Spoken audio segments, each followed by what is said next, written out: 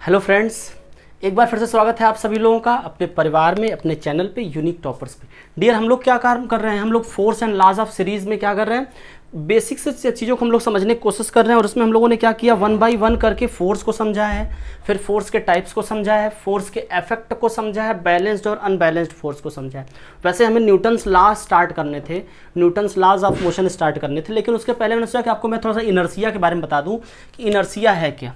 थोड़ा इसके बारे में अगर आप लोग समझ लिए कि इनर्शिया क्या है ना, तो हम लोग क्या कर सकते हैं, थोड़ा सा न्यूटन्स का जो फर्स्ट लॉ से समझ लें, थोड़ी सी आसानी हो जाएगी।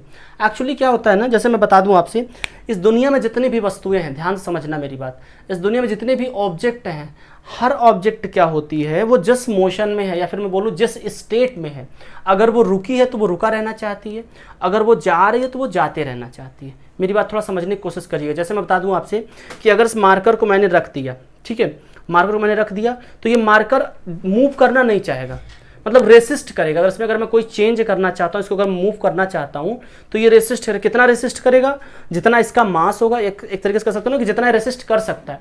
भाई जैसे मान लो कोई आपके सामने कोई लड़का बैठा है या कोई स्टूडेंट, आपका कोई फ्रेंड बैठा है, ठीक है, आपको उसे क्या करना, शिफ्ट कराना। आप अपनी बेंच पे बैठे हो, अब आपको क्या करना, उसे शिफ्ट कराना। वो हिल नहीं रहा है, वो मूवमेंट नहीं कर रहा, वो बात कहने का उसे आप बार बार कह रहे हो यार थोड़ा खिसक जाओ, लेकिन वो शिफ्ट नहीं हो रहा। आप उससे कई बार कर, बाबू थोड़ा शिफ्ट हो जाओ, भैया शिफ्ट हो जाओ, यार फ्रेंड शिफ्ट हो जाओ, लेकिन वो शिफ्ट नहीं हो रहा।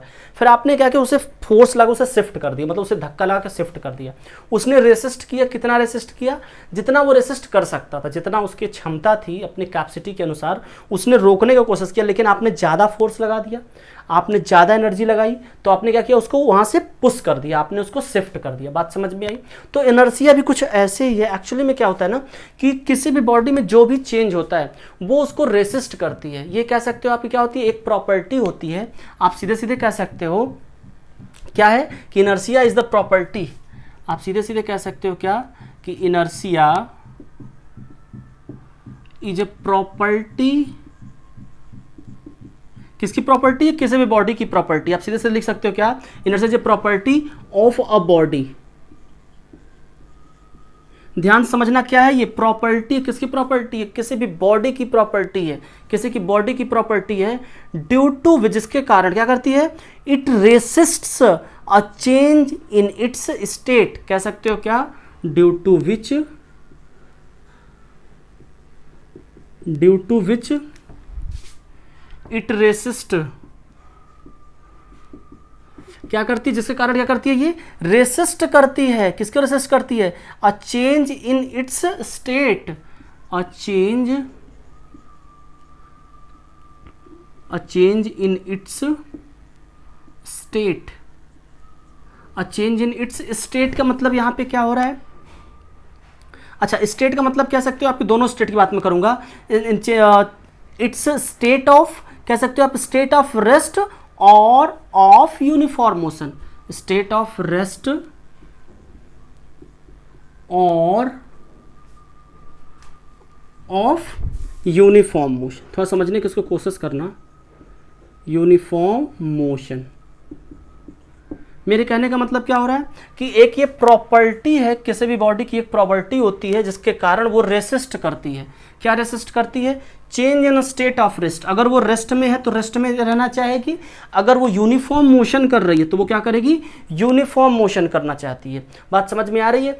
कोई भी बॉडी, ध्यान समझो, कोई भी बॉडी अगर स्टेशनरी है, अगर रेस्ट में है तो वो रेस्ट में रहना चाहेगी, और अगर वो मूव कर रही है तो मोशन करना चाहेगी।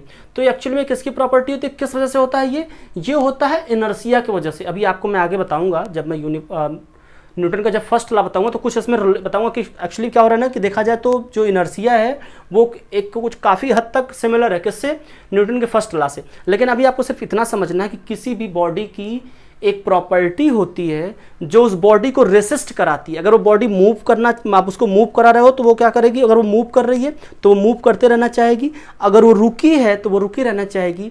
ये किसके कारण होता है, ये होता है इनर्शिया के कारण। बात समझ में आ गई। अच्छा, इसमें एक बात हमें और जानना है ना कि जो ये जो इनर्शिया होती है ना, ये किस पे डिपेंड करती है।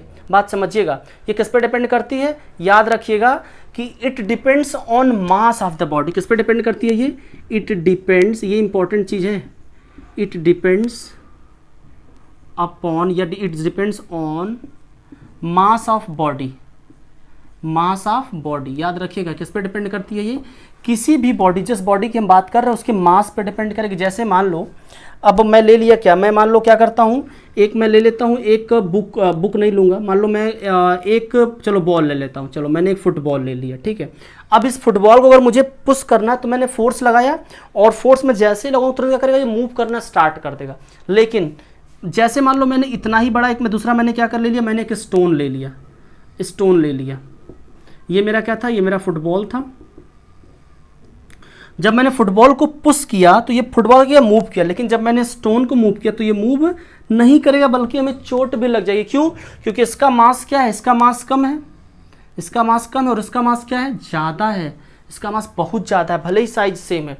तो अब ये अपने मास के अकॉर्डिंग रेसिस्ट करेगा ना भाई। इसका मास ही कितना था, इसका मास ही था 100 ग्राम, तो जब 100 ग्राम मास तो 100 ग्राम के अधिक ही इतना ही तो रेसिस्ट करेगा ये। जब मैं उसके जितना इसका रेसिस्ट करने की कैपेसिटी है उससे अधिक फोर्स लगाऊंगा तो क्या हो जाएगा, इसको मूव करना ही करना है। लेकिन ये क्या करेगा, इसके पास ज़्यादा रेसिस्ट करने की क्षमता है, इसके पास ज़्यादा रेसिस्ट करने की कैपेसिटी है, तो ये एक हद तक और रेसिस्ट करेगा। बात समझ में आई? तो ये होता है हमारा इनर्शिया। अब होता क्या है कि इनर्शिया को हम लोग 3 पार्ट में डिवाइड कर देते हैं। अगर मैं थोड़ा सा बताऊं आपको, इसको मैं मिटा दूं, अगर याद रखिएगा क्या होता है, इनर्शिया किसी भी बॉडी की एक प्रॉपर्टी होती है जिसके कारण वो रेसिस्ट करती है अपने में होने वाले चेंज को। एक्चुअली मैंने क्या किया कि मैंने कोशिश किया कि इनर्शिया को थोड़ा सा हम लोग आराम से समझ लें और इसको थोड़ा सा डीप में समझेंगे, तो मैंने इसको 3 पार्ट में डिवाइड किया था। जब भी मैं बताता हूँ, चाहे ऑफलाइन क्लास में चाहे ऑनलाइन क्लास में, मैं इसको 3 पार्ट में बताऊंगा।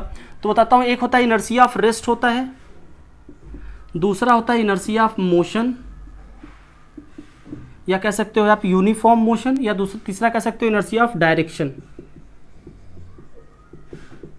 ठीक है। अब जैसे मैं सबका मैं आपको थोड़ा थोड़ा एग्जांपल भी एक दे दूंगा, फिर मैं आपको समझाऊंगा। अब जैसे क्या होगा, मान लो कोई बॉडी मूव कर रही है, ठीक है, जैसे मान लो कोई बॉडी क्या हो रही है, मूव नहीं करो। अब इसको मान लो कोई बॉडी अगर रेस्ट में है, जैसे आपने, अगर मैं आपको सबसे अच्छा एग्जांपल दूं कि आप लोग क्या करते हो, बस में ट्रैवल करते हो अपने स्कूल के। वैसे मैं अभी आपको कार में बैठाने चल रहा हूँ, बस में तो बैठाऊंगा तो दिक्कत होगी, गर्मी बहुत ज़्यादा, लेकिन कार में बैठाता हूँ, ठीक है। जैसे मान लो क्या हो रहा है, आप कार में बैठे हुए हो, ठीक है, और कोई ड्राइवर जो आपकी कार को ड्राइव कर रहा है उसने क्या किया, एकाएक कार को स्टार्ट किया और मूव कराना स्टार्ट कर दिया।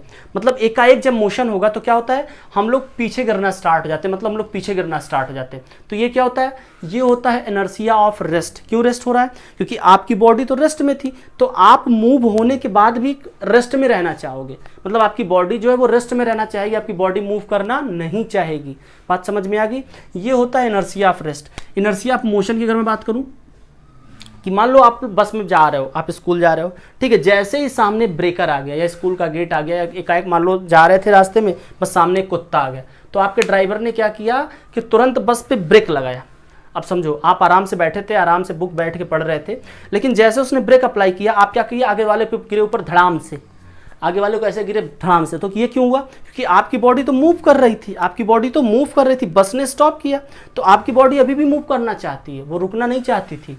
बॉडी करना चाहती है, अभी भी मूव करना चाहती। यही कारण है कि आप तुरंत गिर जाते हो। अगर आप पकड़े हो तो नहीं गिरोगे, लेकिन एक बार तो शॉक लगता है, एक बार तो झटका लगता है। ऐसे डायरेक्शन की मैं बात करूं तो आपने जैसे मान लो आप सीधे सीधे मूव कर रहे हो, आप सीधे जैसे मान लो मूव कर रहे हो, ठीक है, तो अब क्या होगा, अगर आप सीधे मूव कर रहे हो तो आप की जो बॉडी है ना, या फिर आप अगर साइकिल चला रहे हो तो आपकी साइकिल भी क्या करेगी, सीधे ही मूव करना चाहेगी। मतलब वो अपने से घूमना नहीं चाहिए, जब तक उस पर आप एक्सटर्नल फोर्स उसको मूव नहीं कराओगे।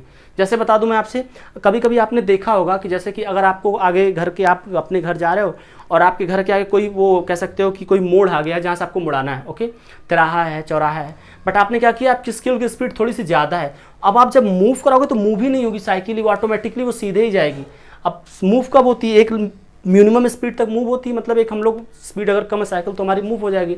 अब बहुत ज़्यादा अगर स्पीड है तो साइकिल हमारी मूव ही नहीं होगी, वो सीधे ही जाना चाहेगी। पता चला पड़ोसी के घर में चली गई, पता चला अगर उधर अगल बगल कोई खेत में थे तो उधर गिर गई। तो ये होता है इनर्शिया ऑफ डायरेक्शन।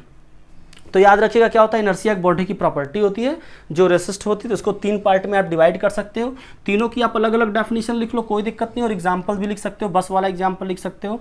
और डेफिनेशन लिखने के बाद आप कह सकते हो कि due to which it resist in its rest in motion. जब कोई बॉडी रेस्ट में होगी तो क्या करेगी, वो रेसिस्ट करेगी, चलना नहीं चाहेगी, वो होता है इनर्शिया ऑफ रेस्ट। और कोई बॉडी जब यूनिफॉर्म मोशन में है या मोशन में है तो वो रेसिस्ट करेगी, रुकना नहीं चाहेगी, होता है इनर्शिया ऑफ मोशन। और जब कोई बॉडी डायरेक्शन में, एक डायरेक्शन में चल रही है तो वो उसी डायरेक्शन में रहना चाहेगी, ये होता है इनर्शिया ऑफ डायरेक्शन।